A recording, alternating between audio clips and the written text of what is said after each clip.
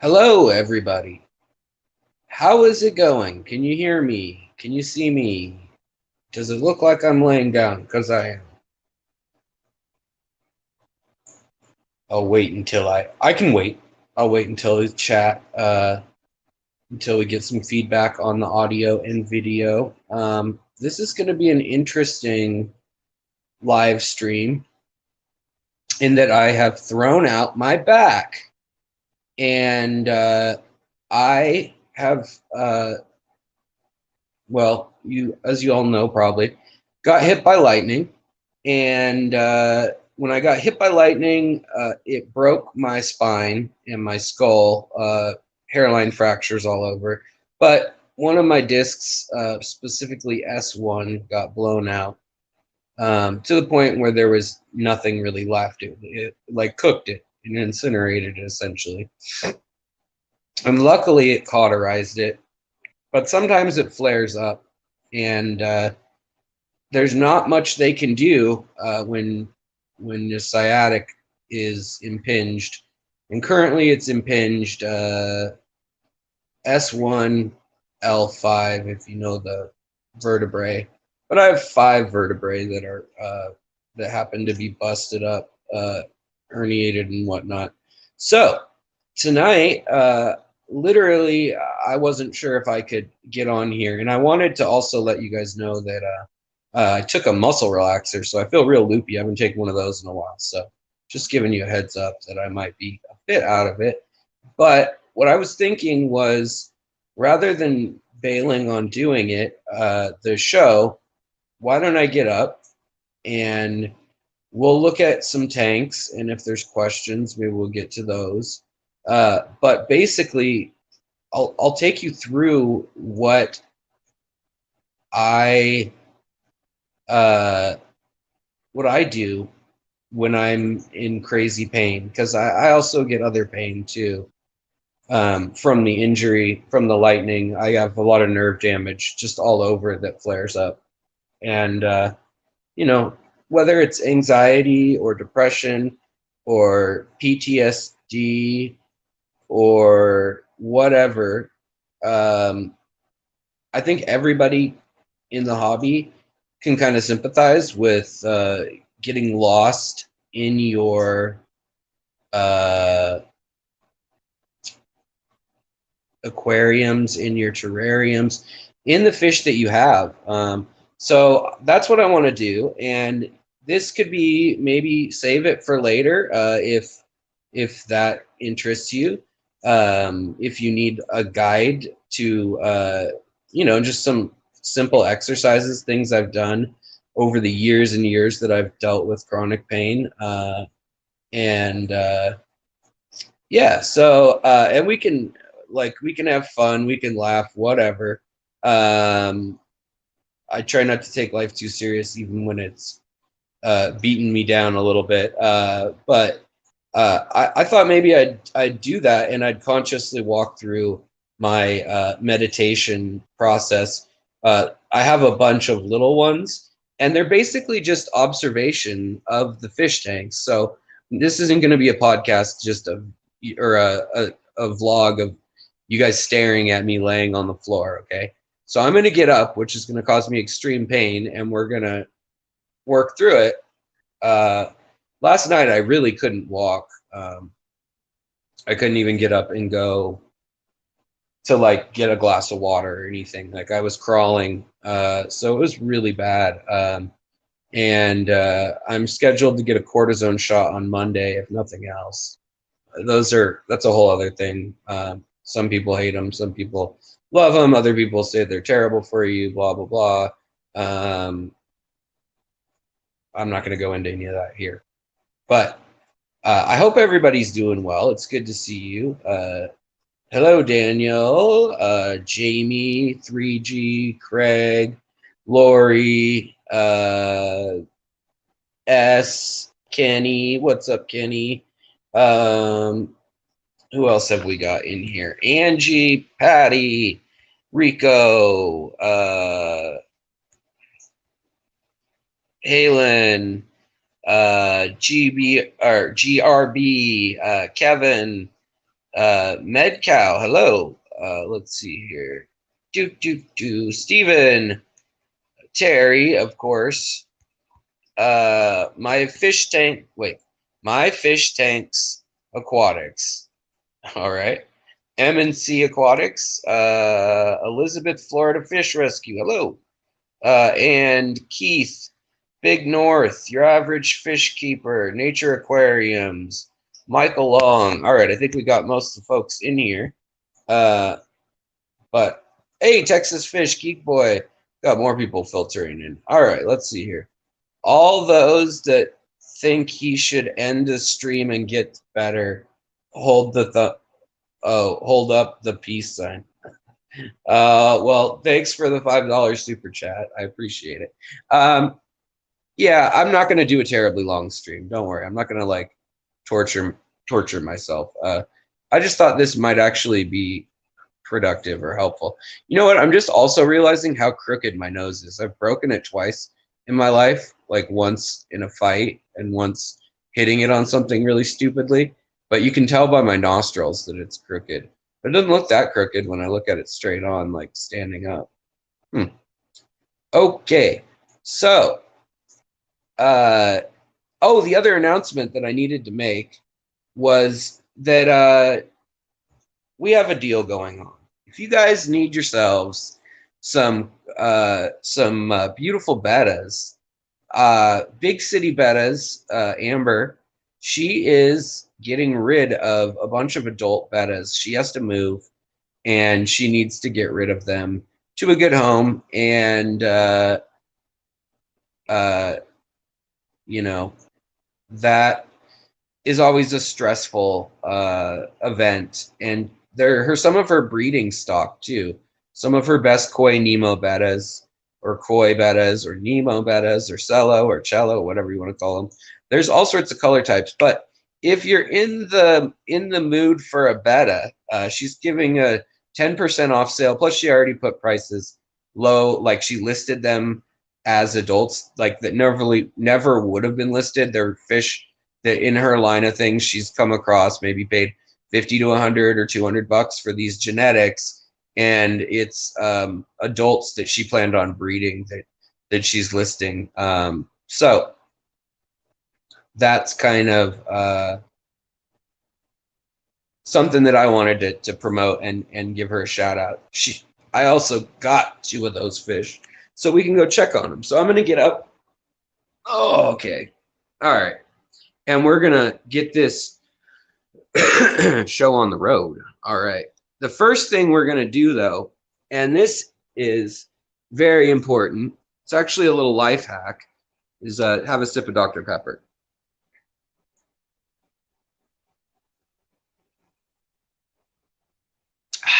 All right. Okay. All right. So the first thing I always do before a meditation and observation is I come into the bathroom and I get the water running. Doesn't need to be cold, but it can be. Get the water running, fill up your sink with water. And this is going to set the tone for all of our meditation. And today it's 95 degrees where I'm at in Seattle, very hot. Got AC, which is really nice considering I've been stuck laying on the floor in the living room. Cool hardwood floor, actually. But what we're going to do is we're literally going to dunk our face into the water. You just need to dunk to the ears. And what that is going to do is it's going to trigger something called the mammalian dive reflex. And that's something that we all have. It doesn't matter if you're a good person, a bad person, a psycho, super sad, super happy, super whatever. It just works. They don't know why exactly, but basically when you put your face in water and close your eyes and just hold it there for 3 to 10 seconds even, your heart rate starts to go down. And your blood pressure and your heart rate will slow 10 to 25%, and your heart rate will also follow likewise. So it's a really easy trick to calm down the pain, your nerve receptors, all that kind of stuff. And I think that it's a really good way to start an aquarium meditation, or at least an aquarium observation, peaceful, introspective time, is by doing that. So I like to take a few deep breaths in and out. So, you know, definitely like to, we don't realize how much we're not breathing out, but we take these little shallow breaths, most of us. And I want you to take in a breath. If you want to do it alongside me, go ahead. And if you guys don't need this at all, or you're not interested in any of these techniques or any of this aquarium focused meditation, which I've studied a lot of different meditation just from personal anxiety, pain, depression, PTSD over the years, things like that, insomnia. And so I've learned a lot of different kinds of things. I've tried a lot of different kinds of things. And this is nothing in particular, no school or anything of it, but it's just stuff that I found that works for me and stuff that scientifically has been proven to help calm or help refocus the brain. Also get your brain waves moving in patterns that are more associated with a calm state than with a panicked or stressed or sad state. And we can use our fight or flight reflexes in order to do that. So breathing is another thing that, even though it feels hokey or it's cheesy sometimes to breathe in, you know, you can do many different combinations. Now, for me to calm down, I like to breathe in through the nose and fill your belly, and you try to fill your belly deep down in your belly. I have a fat belly. I got a cult leader shirt on too. Perfect shirt. My buddy Mitch has a clothing company out of Portland, and he made me this shirt custom. It's called Urban Hero. And wait, why won't it show? Urban Hero. But he's out of Portland, Oregon. And he makes clothing. So breathe in and fill your belly from the bottom up. Like, think of that air going into your lungs, down your lungs. On a side note, by the way, dojo loaches actually breathe in through their mouth into their intestines. They don't have lungs per se, but their intestines, they hold the breath in there, and it absorbs the oxygen out of their breath. I don't know, do you call that breath? They take air, they gulp it into their stomach and then into their intestines past their stomach. And then they literally burp or kind of hiccup and get that water or that air out. And then they come to the top and they gulp another. And that's how many fish actually get air into their system if they don't have a labyrinth organ. If they have a labyrinth organ like bettas, gouramis, many of the Southeast Asian fish that live in, you know, stagnant puddles and things can breathe the air. The licorice gouramis, they'll hang out and they'll breathe the air. So in any case, breathe in through your nose for a count of 3. And I'm just gonna count it out. I can't breathe in and count at the same time, but I'm just gonna say, you know, about this pace. 1, 2, 3, and then kind of keep a rhythm to it if you can, usually. But then when you're breathing in, I want you to breathe in. Think of the most refreshing beverage you've ever had. Like you're a hot day, you needed water so bad, and you had this ice cool glass of water, and it coats your mouth and throat, and it just feels refreshing all the way down. So you try to breathe in and think of that. Think of all your favorite, you know, smells. If you can, I mean, you can always put music on and stuff too, but think of your favorite smells. Think of, for me, I like lavender and vanilla, and you know, salt water, the smell of salt water in the air, or when rain just starts and I'm in the forest. Not the smell on the concrete, but the ozone smell.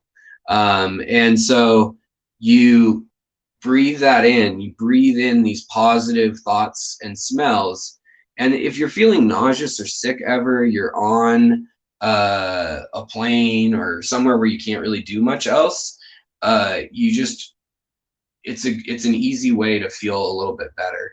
And then you want to breathe out through your mouth, and almost like you're trying to fog up a mirror. And so if you want, you can, there's two ways you can do this. Try it different times, different ways. Like I said, tonight we're going to be looking at the aquarium and some of these exercises that I do personally that I've tied in with my aquarium.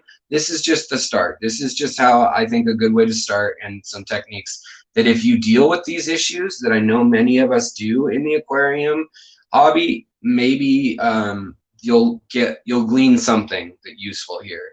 But you have to kind of do these things and just throw out any notion of, I feel silly, or this seems kind of pointless. Just don't worry about it for the time being, you know? So there's a yoga class in your local aquarium. That is epic. I wish that happened here. Okay, so you do that, you breathe in, you breathe out. When you breathe out, you can breathe out in a big old breath, like, but then the last little bits, if you're going to do a count of 3, just breathe in through your nose for 3, out through your mouth for 3. But if you're going to do more of a trying to get in the zone, focus away from another thought meditation, breathe in through your nose for 3, and then out through your mouth for 5. And when you get the big breath out, then start giving these little puffs like you're fogging up a mirror. So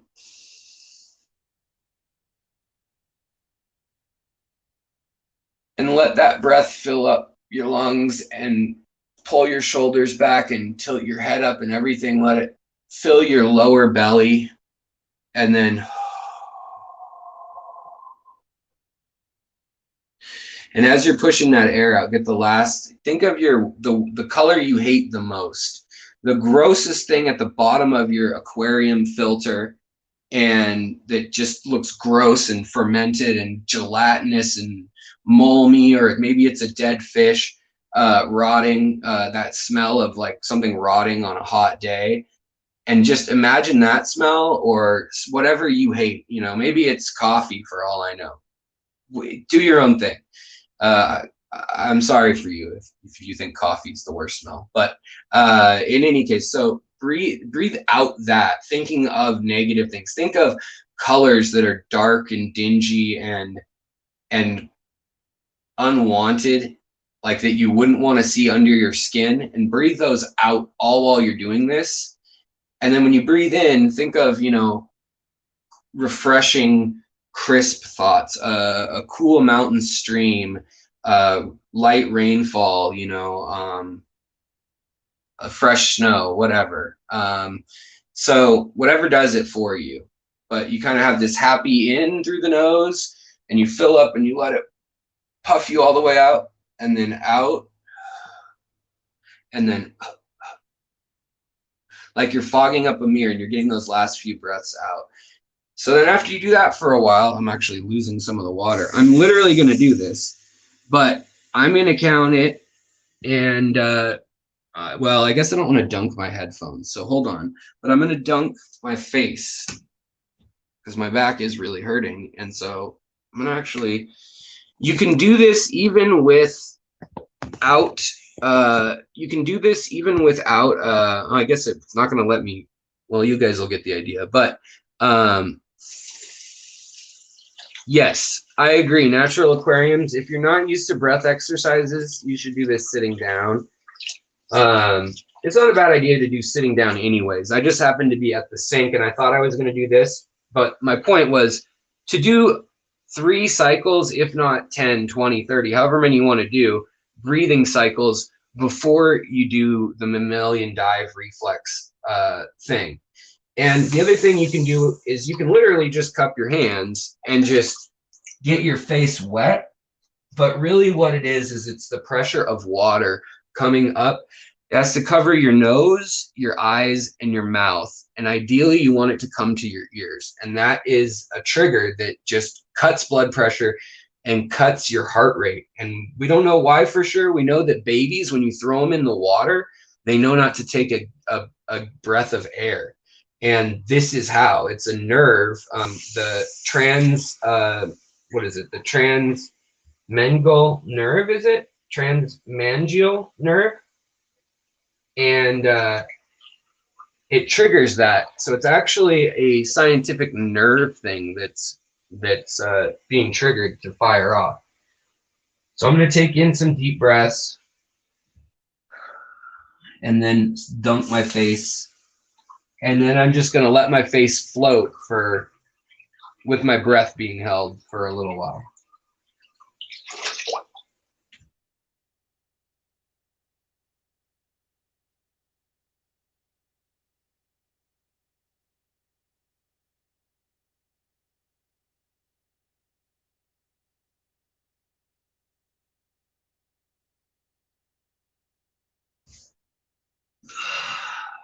All right. Okay, so that right there. Now just keep with the calm thoughts.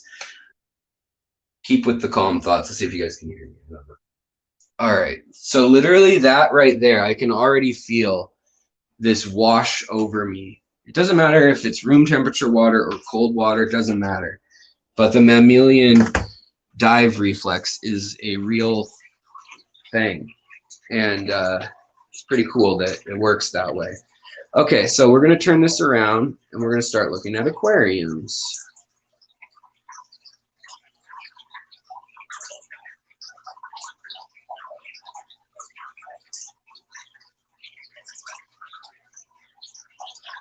All right. And let's see here if we can get even better. All right. Oh, I thought that guy was dead for a sec. He's just turned sideways and playing around. So this is the bettas I got from Amber that are linked in the description. If you guys are interested, like I said, I'm trying to help her out. This is the female. Really pretty, just yellow, a little bit of iridescence, and then the red and the white body. And then the male, he's also in here, but there's so much moss. He's on the far side over there, right there. So we're gonna I won't pull them together into this corner because I'm letting them do their own thing. We'll see if they're old enough to spawn already. They look like they could be, but that's why they're doing their own thing in here. But I think they're real nice looking fish, especially for a female.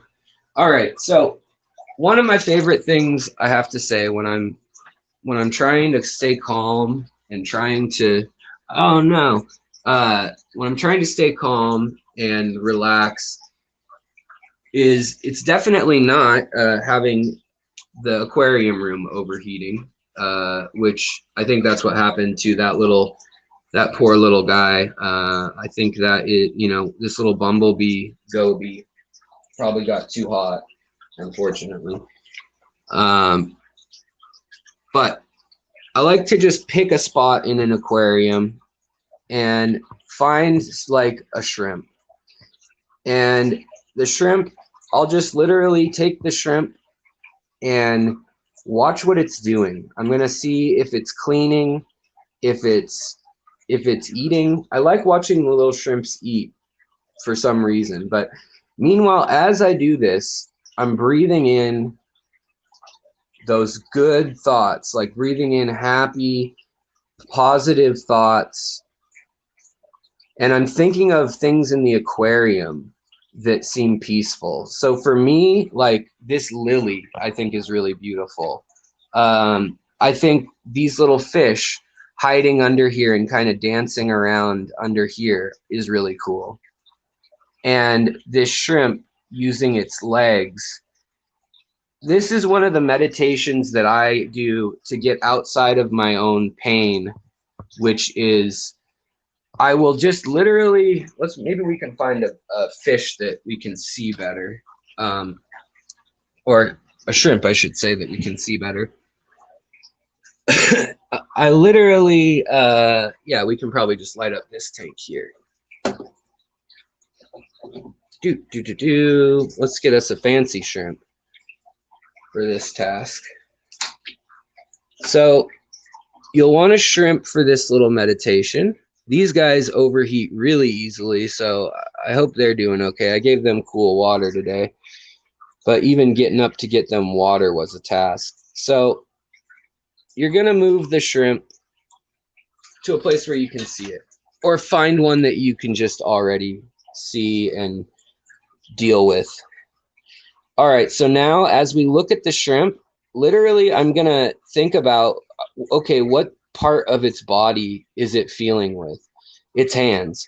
And so I'm literally, as it's working around the surface, I like to, and there's a little least killifish here, by the way. So if the activity going on in your aquarium is not enough to distract you as it is, I like to then take the feedback of whatever it is the creatures in the aquarium are doing and try to, one, imagine what they're sensing. So what is this shrimp doing? Well, it's probably looking for food. So it's tasting, and we know that they can taste with their feet, and they have sensors, and then they'll move it into their mouth, the ones that they don't. Same with catfish. If you were watching a catfish, they can smell and taste all around them, all around their bodies.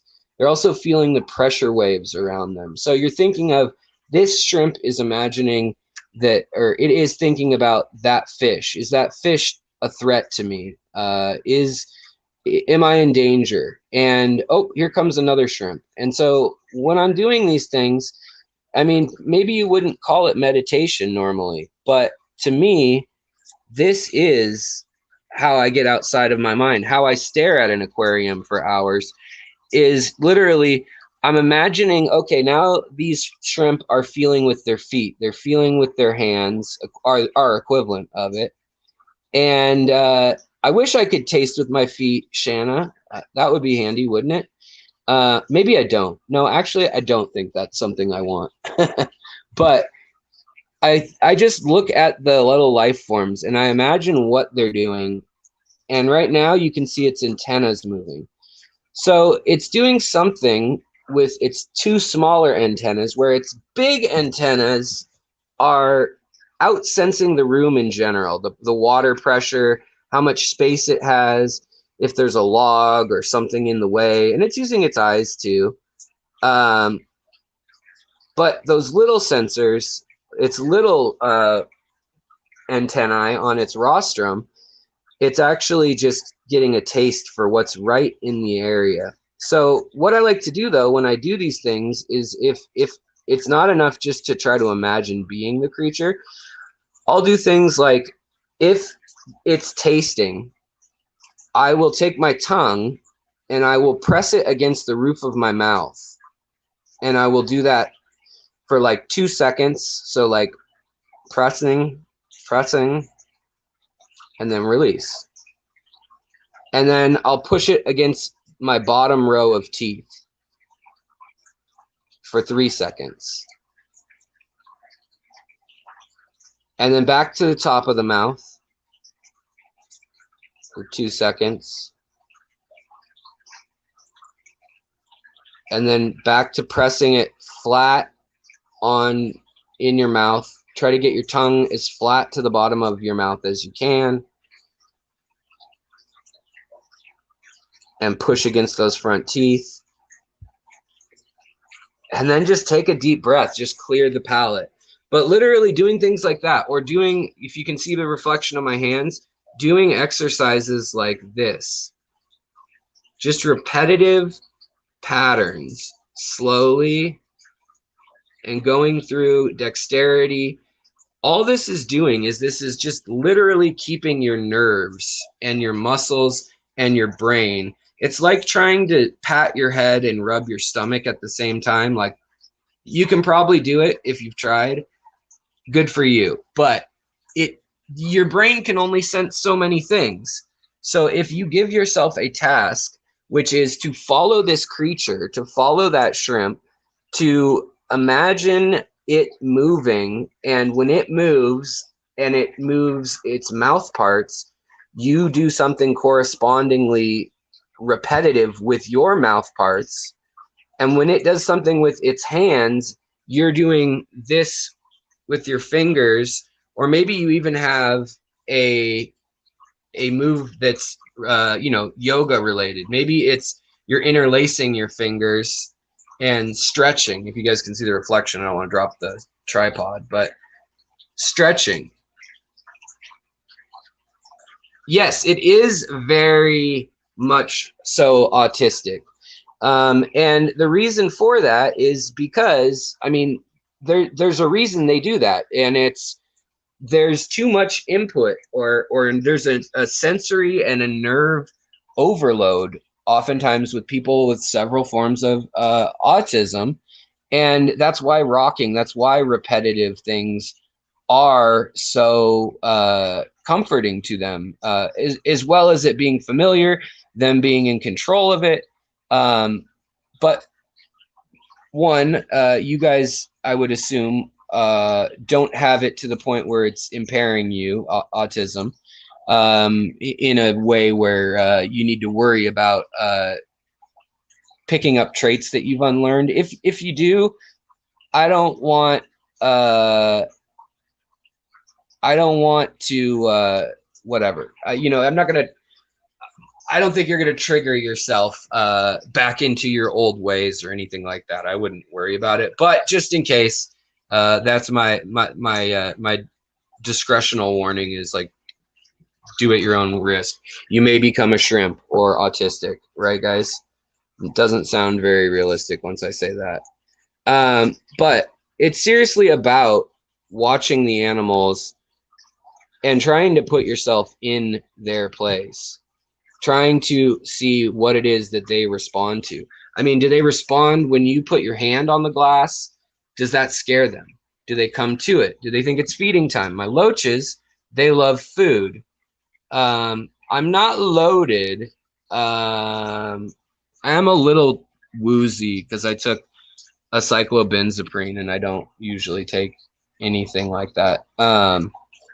But yeah, no, I have, if you missed the beginning, I have an extreme case of sciatica, or sciatic nerve impingement, all the way down my leg right now, and I had not been able to walk. And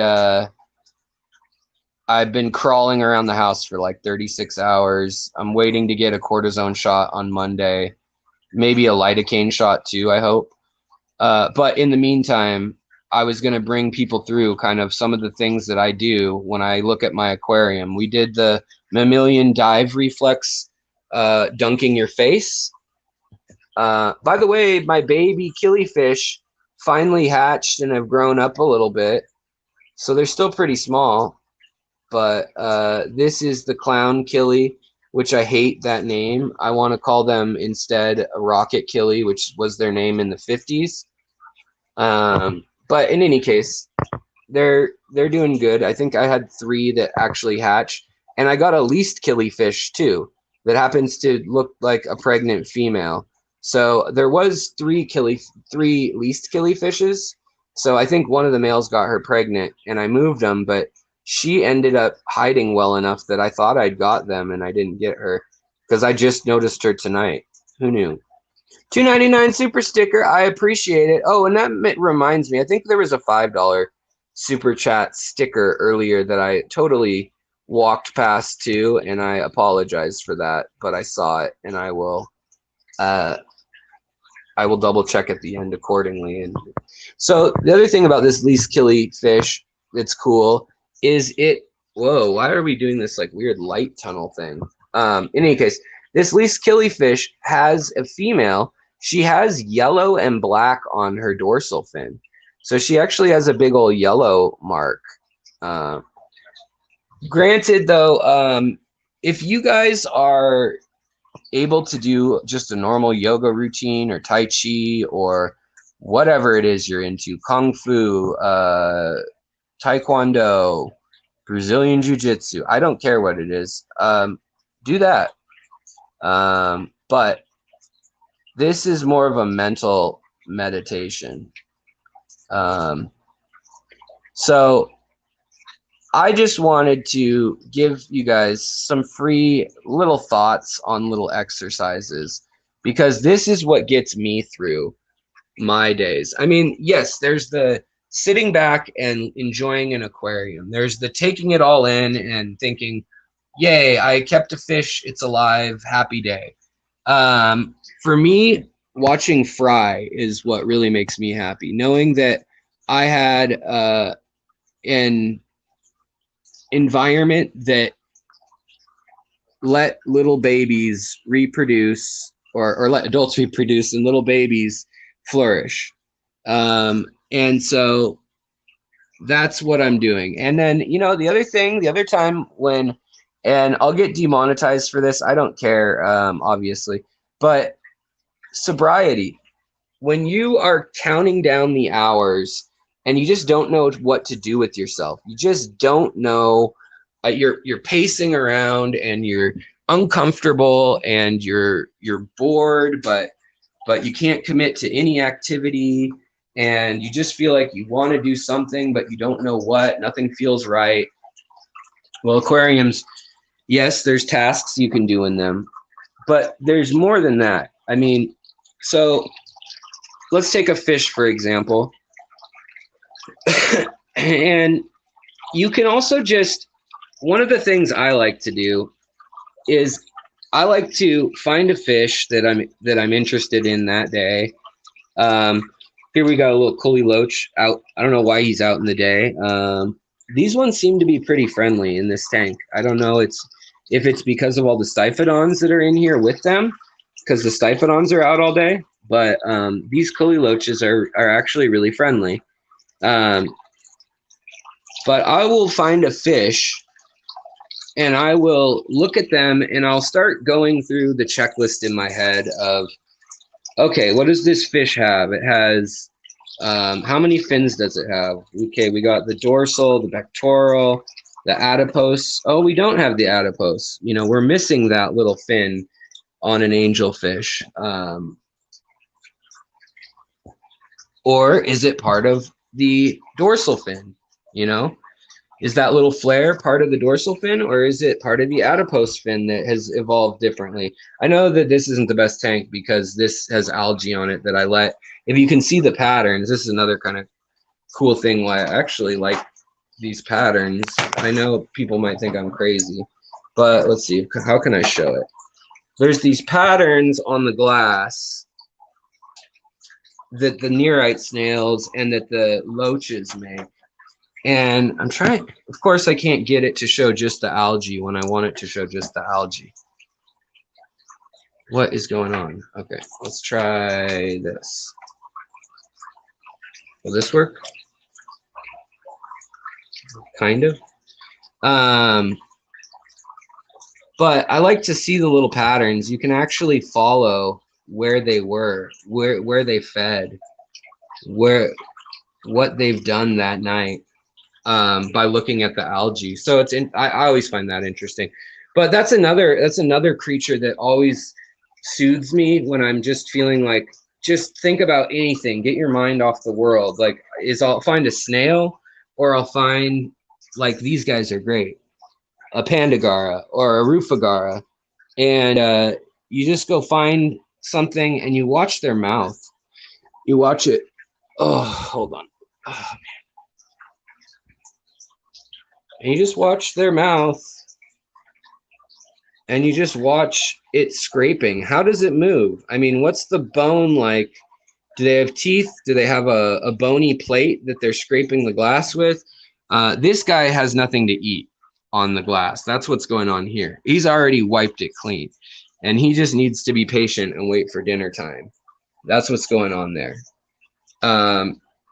But let's go to a tank again with more going on. We've got least killifish in every tank. They lay their eggs in the moss, or I mean, not eggs, live bears. They have their babies, and their babies are so tiny. They have them, they're in the moss, and all of a sudden you move the moss and they play dead, and they just end up in every freaking tank if you move moss or hornworts. So again, with the shrimp, I just love watching them. But when you're doing breathing exercises, for instance, and you're breathing in, like this is a color I don't particularly like, this brown mulm color on the moss. I don't like that moss. I think it looks dirty and dingy. It looks like a shag carpet at my grandma's house, or my parents, our first house. And I just don't like that that texture or the look of it being soiled and dirty. So I'll imagine that, or this kind of black beard algae. When I told you, when you breathe out on the out breaths, when you're counting your breaths out, 1, 2, 3, 4, 5, the out breaths, imagine all these textures and these different surfaces. I mean, find the ones that you love in your aquarium and the ones that are gross. I mean, here we've got, why is the algae not growing underneath that boost? So we've got a piece of Bucephalandra and a rock where clearly algae is growing on every bit of that rock that it can, yet not just a shadow from the light, but there's actually more area everywhere in the shadow of this boost. That rock is clear.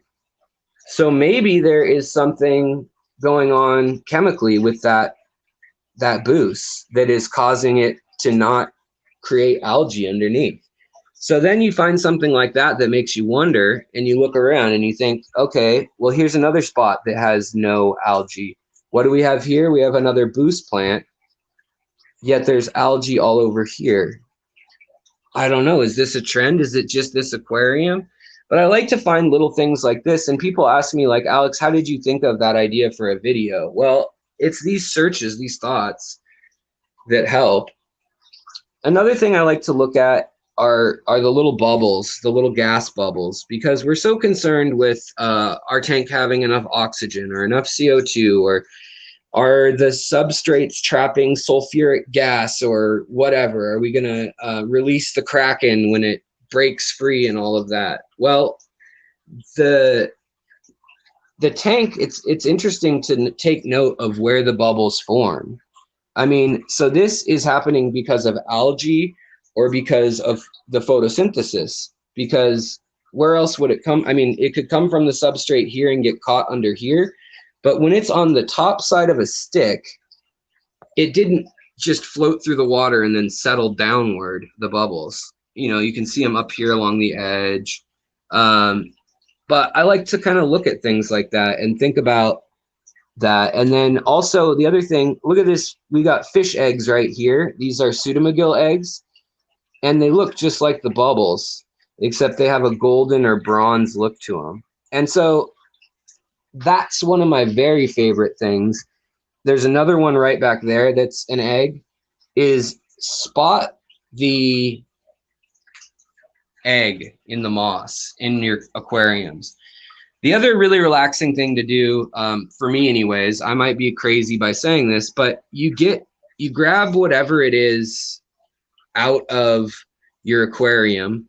Like for me, the moss and the bulbitis right here that these pseudomygils are always playing on, these luminatus, these pseudomygal luminatus, they lay eggs on there. And so I like to sit down with just a piece of Tupperware lid, and I'll go through, and without even using my eyes, I'll just go through the moss and just slowly, lightly, just barely touching it, roll it. And I'll find those little hard, firm sections, and those are little eggs. They're really small looking. I mean, they're small. They're hard to see for a lot of people. Little clear eggs from the pseudomygils, and then I separate them and I put them in something like this that's waiting. But it's little activities like this that can really mean the difference between how your mental health is doing. And you know, if you're staying calm and letting the hours pass and staying focused on something positive or neutral, it doesn't need to be productive. You know, it can just be getting by, just getting through the moment. Oh my goodness. Thanks for all you do for the community, Lamb says. Feel better. Wow. $100. Wow. Geez. Thank you so very much. I really, really appreciate that. I mean, honestly, that means a lot to me. I can do a lot with that. And, you know, summer's kind of a slow time for all YouTubers. Just remember that if you've got favorite fellow YouTubers.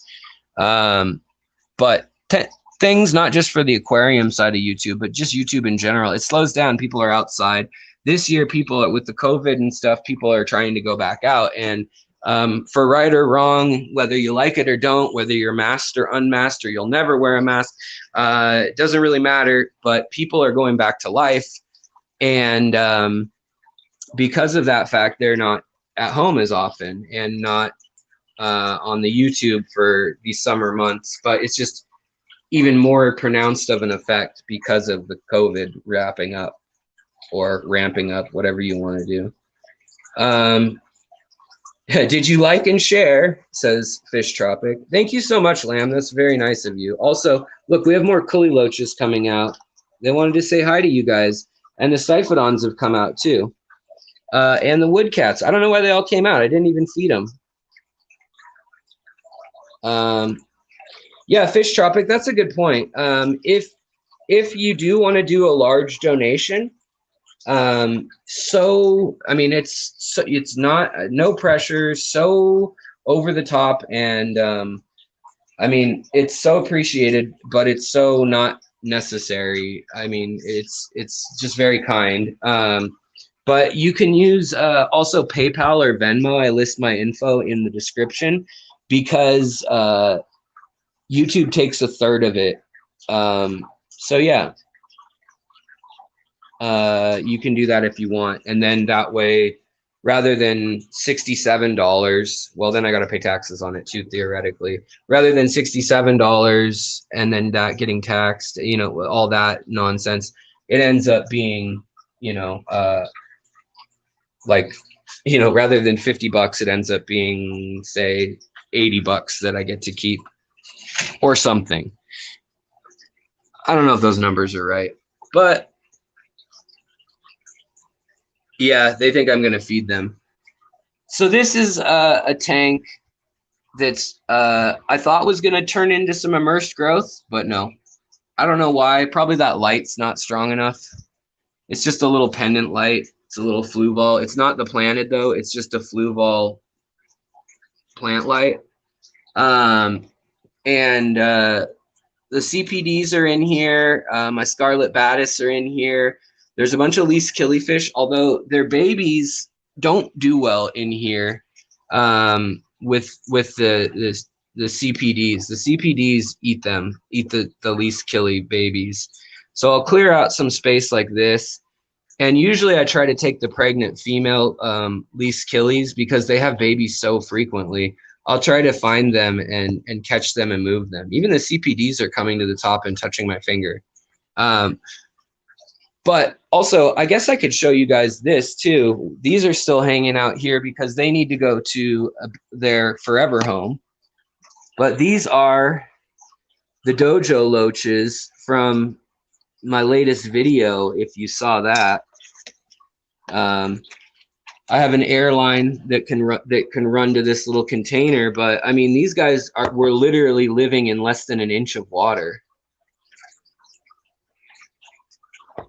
Look at these guys now. There's 11 of them in here, and I've been cleaning the water twice a day. Fish Tropic, no, you can't, unfortunately. You can turn them off in the beginning of things. But look how fat these guys are. They were so fat coming out of the water because they've been eating nothing but dragonfly larvae and caddisfly and nymphs and all sorts of stuff like that. That's all they've been eating. But yeah, they're pretty intense little critters. Also, I figure I can't show you the tubs. I can't lean over right now. Oh, I love my spotted Borneo loach. Watching these guys eat, I love watching their mouth. Can we get that to focus? It's got every little sucker fish. Look, it looks like a smiley face.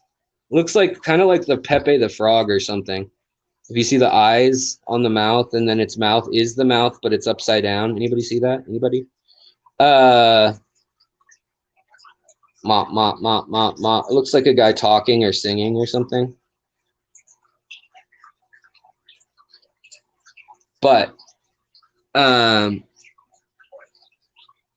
yeah, so they're really fun to watch. Also, they have a blue tail, which a lot of people overlook that, and I don't see it getting documented very often in photos.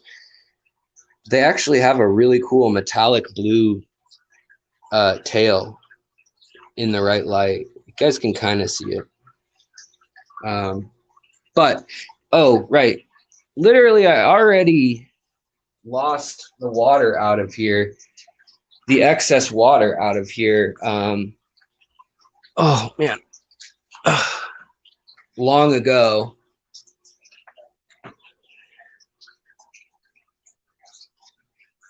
But this is one of my betta hatcheries, in that there's some brand new baby bettas that are living off of green water and infusoria right now in here. So we'll see if they pop up to the top. See if they want to make an appearance at all right now.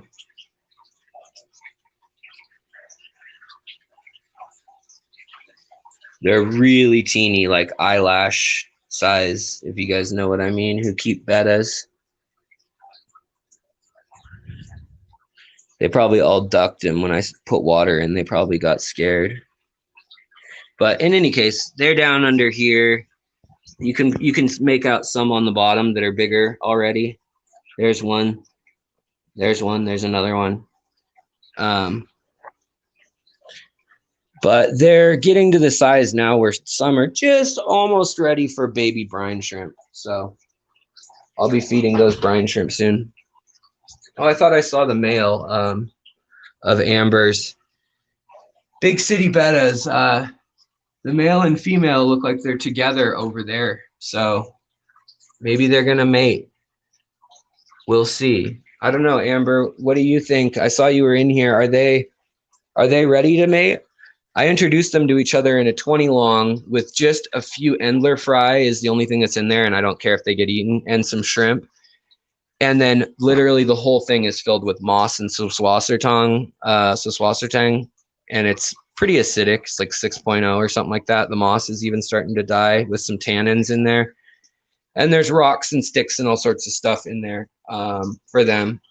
But right now, not even bubbling going on. I'm letting the natural heat of the day right now, because we're having a hot heat spell. I'm just letting my fish room kind of evaporate off somewhat and cook a little bit, basically. And I do that from time to time. And then when I do my water changes, I'll simulate the wet season. But that way they actually feel the pressure going down off of them. They can sense their surroundings. You know, they know what's up with that. Also, I've started this phase just to show you guys of the immersed growth. We've got like the Rotala mini butterfly coming up, the purple one, really pretty. We've got Ludwigias, we've got Limnophilia aromatica coming up. Some of them die and get all wilty and gross like this, but others come right up. The Rotalas and Ludwigias generally, if they've got a mass below the surface, they seem to do all right. But what I did is I just put a soup can or a green bean can up and literally just put the light up. And that right there has caused like the Ludwigia super reds and Ludwigia palustris and the Bacopa right here, Colorada and Monieri, all of these, the Mayaka even, to come up out of the water and make itself seen. And then I've been leaving this light on generally. But these fish barely have any room to move at the moment. So I've been trimming. If you live in the Northwest, I've put a couple calls out on the local sites for Airstone, which is for our local fish club. But literally, I don't, I've got some unusual plants here. I don't particularly want to deal with having to pack them and send them in the mail, especially in the state I'm in right now, limited, not able to drive until I can feel my foot again. But if you live in the area nearby, I definitely will be trimming from all this. Lots of rare stuff. Same here. I mean, I've got so many stems that I need to get going. And a couple of people came and bought them, but the other thing I like to do when I'm feeling the pain is I'll look at my plants and I'll look at them, and this is helpful just to get to know your plant species, but count where they split off. So at each little level where there's leaves, count how many there are. Are there 2? Are there 4? Is there 1? Are they staggered? And then look, and sometimes you'll think you have the same plant. Like for instance, let's look at this plant here. This plant here has all its nodes on the same, there's 2 and they're on the same plane. Everywhere you look, right next to each other. But if we look at another plant with a red stem and greener leaves that's similar looking, it's got 2, but then it rotates 2. Whereas the other one, this one actually doesn't rotate a full 90 degrees always. It rotates slightly. So it makes a helix around and slowly goes around and starts the way those 2 are oriented, slowly spins them around. Whereas here, we've got a 180 degree and then a 180 degree. And what that does is the effect of when you look at it straight down, generally you see an X versus a spiral or kind of another shape. Like here, well, actually you're getting an X out of this one better, ironically for now. But yeah, same with, these. These are not legal to buy or sell, but you can have them. They're an invasive. But these are Hygrophila polysperma or Roservig. Really, really beautiful variegated pink plant. Love them. Yeah, exactly like a spiral staircase. Here's a Bacopa monieri. Again, you can see that really well. The 2, and then stack and turn, stack and turn. Whereas, hornwort, what does it have? I mean, we take a look at the hornwort. Oh, this hornwort's going to flower. But hornwort, it has, at each node, it's kind of got like a little bristle brush that can grow. So it's got one little bristle or brush that can grow every node. It looks like there's not more than 1 or 2 of those max growing. It is my right leg and foot fish tropic that is messed up. Although it alternates, but that's the one that's real bad. And then, but again, when we look at the individual pieces of that branch, they have that same pattern repeating, and even the needles on those have the pattern of splitting in 2. So I just like to look at my plants and count and see how they're doing, see how they're growing, see how the Mayaca, like how needle leaf plants, or actually this is probably Rotala Bangladesh, I'm not sure. Yeah, I would guess, without CO2 helping it much. Yeah, it's probably Rotala Bangladesh. But just, I like to look at it. Or here's Alternanthera or Nickii, again, 2, 2, 2. I'm trying to find one that's not 2. Because in the flower world, it can be 2, it can be 4. This is one of my favorites, though, how this one looks, just with it's so even. And when you look at it from above, it just spins. There's a bunch over here in this tank here. But it does a nice little spin effect on it. Let's find a good piece. Here it gets, this is on the Limnophilia hippodroids. It gets real hard to count how many segments there are. But the thing that I like to do, so like I was copying the shrimp, and when I'm feeling, oh man, when I'm feeling pain, and I'll look at the shrimp, and the shrimp is his claws or his swimmerettes are busy working. I'll do this, you know, while I'm doing my breathing, just as a thing to literally keep your hands. I mean, make up whatever pattern you want, but the shrimp is doing it, so I'm gonna do it. Like it's doing something with its mouth, so I'm gonna do something with my tongue or my lips or my teeth or whatever, you know. It's just a mimicking exercise, and that fires your mirror neurons in your brain. Now they've used this with a literal mirror, and for amputees after the war, after the Iraq and Afghanistan war, they found that they were able to literally, if they had a missing limb, they could literally stop the pain that they would get, the phantom limb pain, with a box set up that looks like a mirror. Just the fact that they could see it and use their other arm, you know, like it reflected their other arm and it looked like they could move it again, fixed that phantom limb pain in a remarkable number. But the reason that works, the reason that we can do these things, and I know you guys, I know it probably seems hooey. It seems like hippy dippy, la la, whatever stuff. But when you're really hurting or you're really depressed or you're anxious, just getting your mind out of its normal gear is the point. It's to get engaged with something else, think about that something else, kind of inhabit its place. And if you can use those mirror neurons, that's what makes us human. Sociopaths, they don't think, in the newest studies, they don't think that sociopaths have mirror neurons. And mirror neurons are what allow humans and humanity to exist. So the fact that I can watch Sarah touch a burner and Sarah goes, ow, and I see that and I go, ooh, I don't want to do that. That looks like it hurt.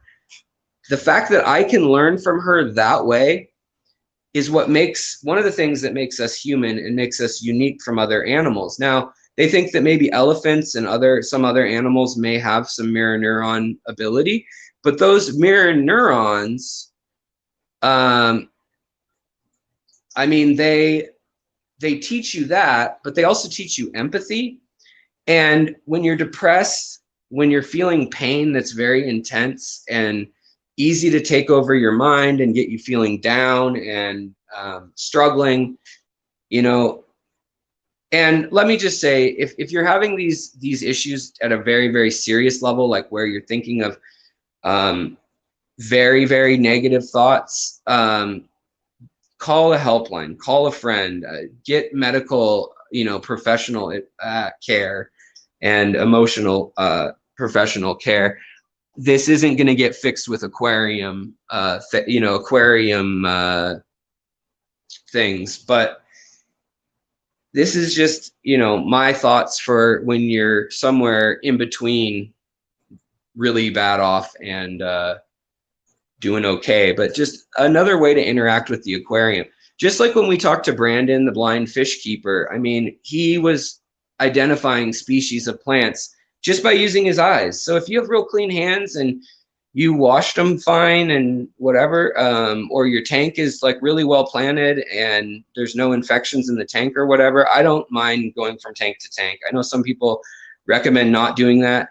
I recommend not doing that if you don't know your tanks really, really well and know where they stand and what issues the fish have had, the plants have had, nothing's been changed for a while, that kind of thing. But if you feel okay with that, I mean, reach your hand in the tank like a touch tank exhibit at an aquarium and try to guess what the plants are with just using your hands.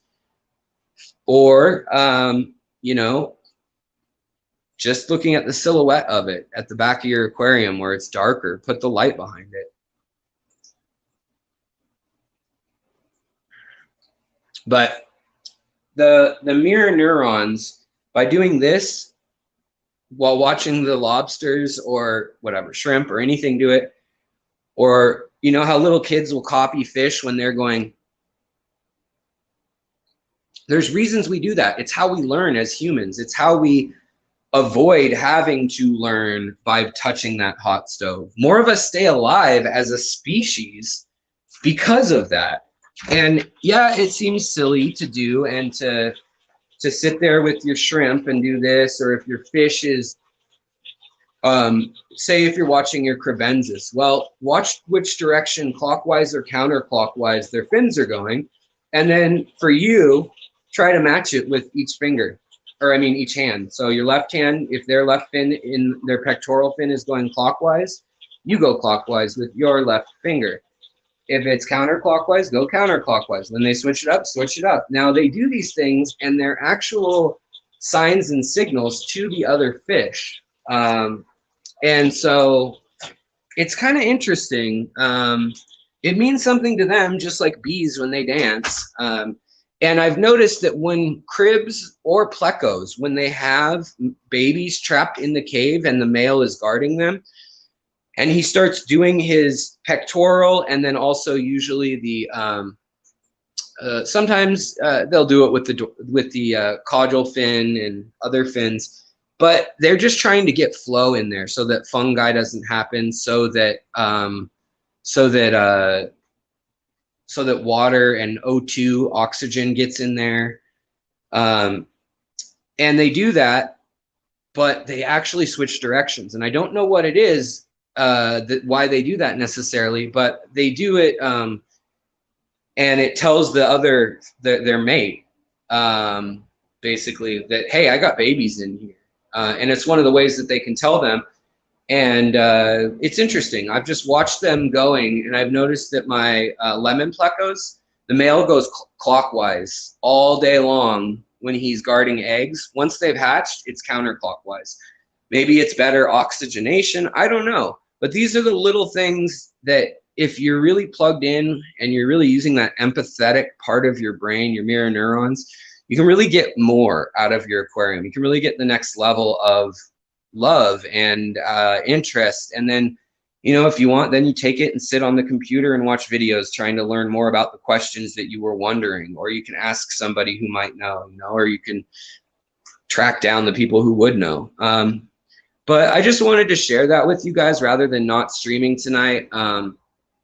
And just talking, feeling like I have to guide a discussion slightly, even though it felt silly. I've never done this before with like breathe in for 1, 2, 3, you know, and I didn't do it like I would do it if I was leading a class per se, because that would have been a little too boring. But I just thank you for being here for me tonight, because I'm really hurting, and I got to lay down again, get the pressure off of this leg and disc, because it's just killing me. Like it's like a hot poker right into the ball of my my right foot, and then the whole other part of the foot is numb. Like tingly numb, like you sat on it. So then when I take a step, I have to take these little old man steps. So, but even just sitting up to look at the aquarium can be a chore some days, and I get that for some people. Everybody has different limitations. So do what works for you. If you can do push-ups and you're in a good mood and a good space, do push-ups with your pleco. You know, every time it does something, every time a Cory goes up to the top of the water and hits the top of the water and goes zooming back down, you got to do a push-up or a sit-up. I mean, you can just make up stupid little games. I know that I'm saying they're stupid, but they really can make the time pass. And I know they're like extreme boredom thoughts, but that's okay. I mean, that was the whole point of this, was what games can you make up? What little thoughts can you have? What new discoveries will you find while you're there taking the time to do these weird experiments that no one else does?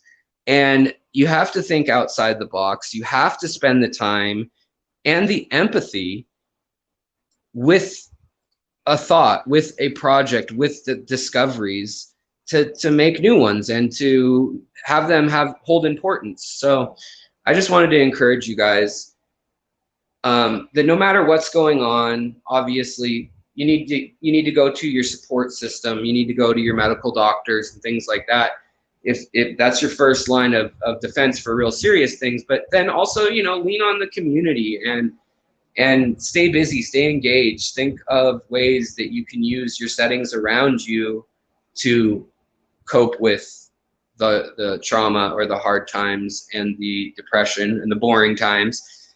Sometimes some people think boredom is depressing or something like that. And to me, boredom is the most luxurious thing you can have in life. If you are bored, it means that you aren't worrying about food, you aren't worrying about shelter, you aren't worrying about like the next door neighbor coming over and stealing your land, like a clan raiding your land or a genocide going on. It means that life's okay and you just don't have anything to go do, or you wish there were more to do, or you're limited in some way. So really your basic needs are taken care of when you're bored. Otherwise you don't have time to be bored. You're stressed, you're running around. And so try to think of that. Try to think of the fact that, you know, even if my back is killing me right now, my eyes work, my hands work, I can see my fish, I can hear them, I can smell the water in the room, and I can talk with you guys, and my mirror neurons allow me to feel things outside of my body that aren't going on, that aren't happening directly to me. And that's really magical. And that's one of the most human or reality affirming things you can do, to know you think, therefore you are. Pain and mirror neurons, you know, they're both, it's like watching someone get hurt should make you cringe, and watching someone fall in love or hug someone, you know, we get desensitized because all these corporate, you know, entities have turned it into their advertising campaigns for just about everything. But really, if you never saw these except for genuine, actually happening times, if we lived in a tribal society, if we lived in a feudal society, even 200 years ago, when you saw someone hugging, unless it was like a theater or something, it was someone in love. It was someone coming home. It was someone embracing someone they love. And now we see it on TV all the time, and we get desensitized. So I just think it's important that we remember the little things, how the fish swim, what the birds tweet like in the morning, you know, get grounded. Remember, you know, what it is to be human and what it is to have our senses, what our senses do. And just be thankful for that. And I sure am. It really gets me through when I'm having a tough time. And I'm sorry that I didn't have an episode all prepared tonight or anything, but I didn't want to leave you guys hanging either. So that is the information for tonight, or that is the talk tonight. And I need to go lay down again because I am just, it's like a hot poker in my back too. But thanks for hanging out with us. I know this was a weird episode. I'll be curious to see the feedback on it. But thank you guys for keeping me occupied, for activating my mirror neurons, for making me think about when you ask a question, letting me get into your shoes, and being supportive in the community and joking around in the community. And thank you so much for the super chats. And thank you for the mods that have been helpful. And if you're looking for a Betta, like I said, she's got to move this week. So check out Big City Bettas, and that is bettaqueen.com, I believe, or Queen Bettas. Hold on, it's in my description. Sorry guys, I gotta hit the floor soon. I can't hold out much longer and keep a discussion going. So all right, back into child's pose for me for a while. But thank you guys for putting up with my weirdness, and thanks for sharing a real moment with me and a night that is kind of a rough one for me. But you know, I'd rather see if maybe I could do any good. Maybe it's selfish. Maybe I'm just keeping myself distracted. But regardless, thank you guys. Hopefully things will be back to normal in a day or two. I've got videos to upload and lots of exciting stuff going on. Lots of things in the air being juggled at the same time that hopefully will be out for you guys soon. I've just been so busy out doing them that that editing or filming or, you know, even just uploading, tagging and writing the title, making a thumbnail, all that kind of stuff hasn't gotten done above the operating norm conditions. You know, I say I like to do 4 videos, 2 live streams, 2 videos a week. And basically I've just been barely keeping pace with that.